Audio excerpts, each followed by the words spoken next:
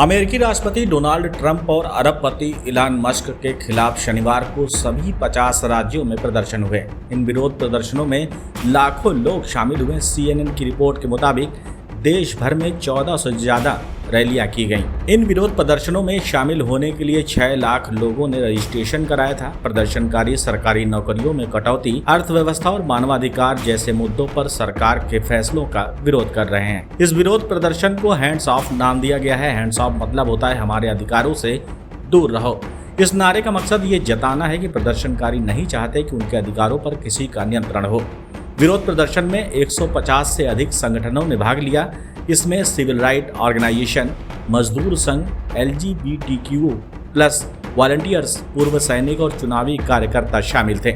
Elon Musk America की Trump सरकार में डिपार्टमेंट ऑफ गवर्नमेंट एफिशिएंसी के प्रमुख हैं। उनका दावा है कि सरकारी तंत्र को छोटा करने से टैक्स पेयर्स के अरबों डॉलर बचेंगे।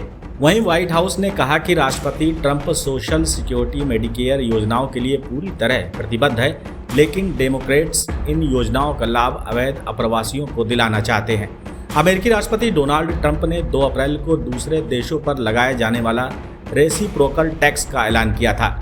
इसमें भारत पर 26% टैरिफ लगाए जाने की घोषणा की है। इस दौरान उन्होंने कहा कि भारत बहुत सख्त है। मोदी मेरे अच्छे दोस्त हैं, लेकिन हमारे साथ सही व्यवहार नहीं कर रहे हैं। भारत के अलावा चीन पर 34%, यूरोपीय यूनियन पर 20%, साउथ कोरिया पर 25%, जापान पर 24%, वियतनाम पर 46% और ताइवान पर 32% टैरिफ लगेगा।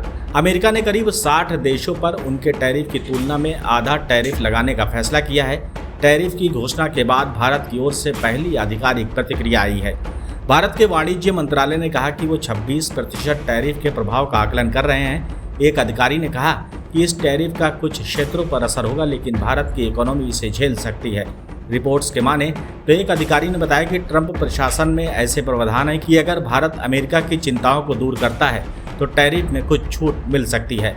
भारत इस दिशा में कदम उठाने पर विचार कर रहा है।